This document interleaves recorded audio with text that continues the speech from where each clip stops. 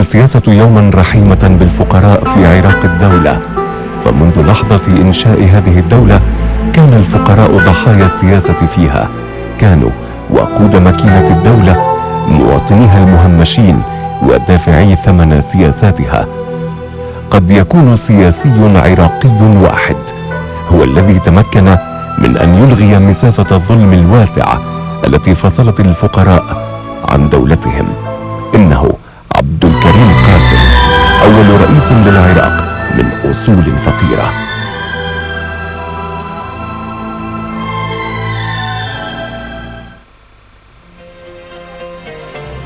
قد تكون قصته مع الفقر طفلا سببا وراء سعيه رئيسا لوصل الدولة بفقرائها.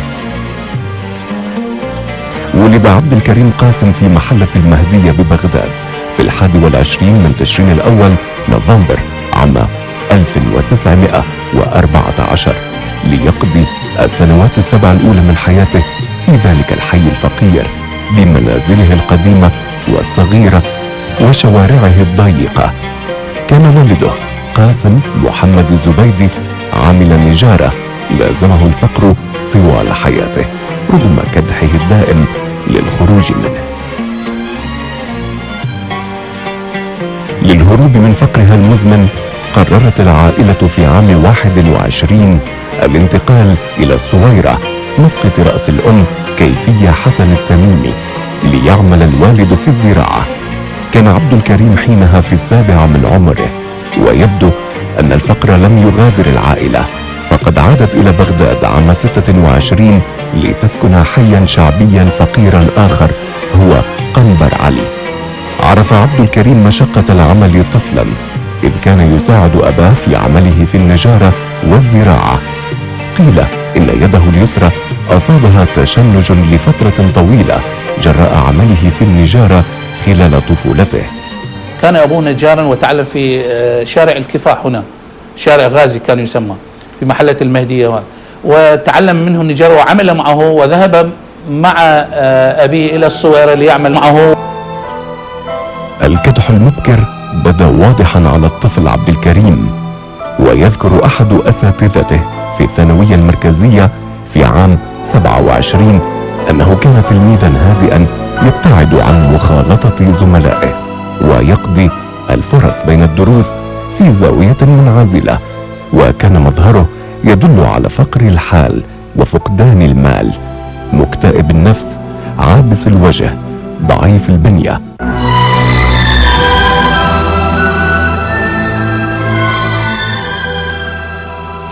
ربما كان الجيش ملاذ عبد الكريم قاسم الوحيد من مشاق الطفولة وفقرها الذي تواصل حتى بعد إنهائه الإعدادية بتفوق وعمله معلما في الشامية في محافظة الديوانية عام 30. فمن الشامية التي التقى فيها الرجل بؤس الفلاحين وفقرهم المشابه لفقره، قرر دخول الكلية العسكرية عام 31 ليتخرج منها بتفوق أيضا عام 34. قيل إن صرامة الحياة العسكرية وانضباطها انسجمت كثيرا مع انطواء شخصيته ومواظبتها. قد تكون الجندية العراقية هي التي عالجت جراح روحه وجسده المسكونين بندوب الفقر. في ثناياها الصارمة وجد أصدقاء وبنى جسدا رياضيا قويا، وودع الفقر، غادره إلى نجاحات أخرى كدخوله كلية الأركان عام 41 وتخرجه منها العام التالي ونيله أوسمة التميز في مناسبات عديدة وإفاده إلى بريطانيا في دورة عسكرية. عبد الكريم قاسم طبعا تحول لاحقا، يعني درس واشتغل في البداية معلما أعتقد قبل أن يلتحق بالكلية العسكرية، ثم يتحول إلى ضابط وإلى آخره. يعني نسبيا حالته المعيشية والاجتماعية ارتقت، ولكن هو من تلك العائلة التي تنتمي إلى ذلك الحي في تلك المدينة في هذه البيئة العراقية التي لا يمكن يعني قطع حبل السرة نهائيا. لا بد أن تبقى هذه القنوات والتواصلات. ومن المؤكد أنه في فتوته وفي حياته اللاحقة العملية وفي اختياره لطريق حياته لاحقا وبالنسبة لأحلامه وتصوراته ومطامحه، لا بد أن هذه المسألة ظلت يعني مؤثرة في حتى تلمسنا نتائجها في أيضا سلوكه الملموس إزاء الفقراء بعد ثورة 14 من تموز. قد تكمن فرادة قاسم العسكري والإنسان في حقيقة متميزة أثبتتها الأحداث لاحقا. إن فقر الطفولة تحول إلى زهد الرجولة الذي عبر عن نفسه في اصطفاف الدولة ورئيسها مع الفقراء.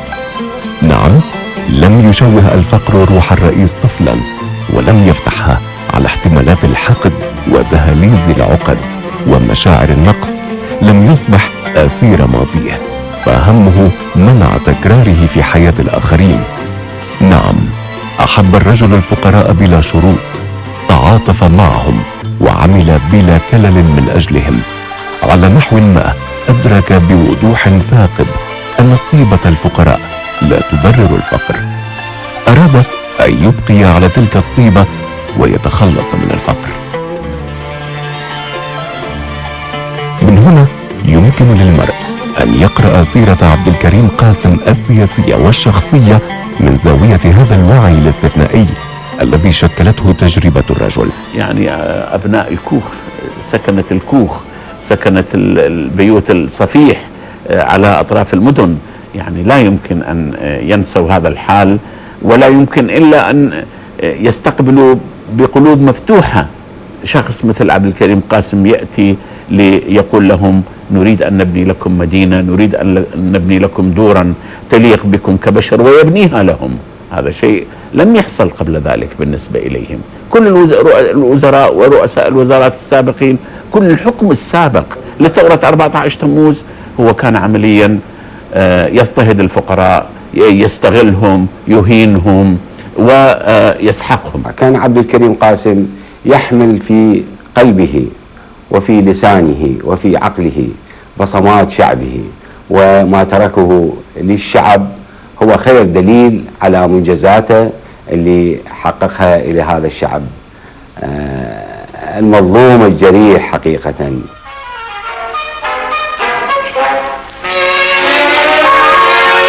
في اليوم الرابع من مايس الماضي افتتح سيادة الزعيم الأمين عبد الكريم قاسم رئيس الوزراء والقائد العام للقوات المسلحة السوق الخيرية لجمعية الطيران العراقية. وفي بدء الاحتفال ألقى السيد محمد سبع المدير العام يتلمس المتتبع لهذه السيرة كيف أن حياة الرجل كانت برهانا على هذا الوعي الذي أعلن عن نفسه في كلمات قاسم الكثيرة وقراراته السياسية وأفعاله الشخصية. كانت حقائق الفقر كهوية حاضرة في كثير من خطاباته. غالبا ما قال: إني ابن الفقراء، إنني فقير، عشت في حي الفقراء وقاسيت زمنا طويلا مرارة العيش. اعتزازه بأصله الفقير لم يكن دعوة للفقر أو انتقاما من الأغنياء، إذا اعتاد تأكيد ما ذكره في 30 من أيلول سبتمبر عام 58، أي بعد 2.5 شهرين من نجاح التغيير الذي قاده في 14 من تموز. قال: يجب تحسين ظروف حياة الفقراء ورفعها إلى مستوى الحياة الإنسانية من دون خفض حياة الغنى.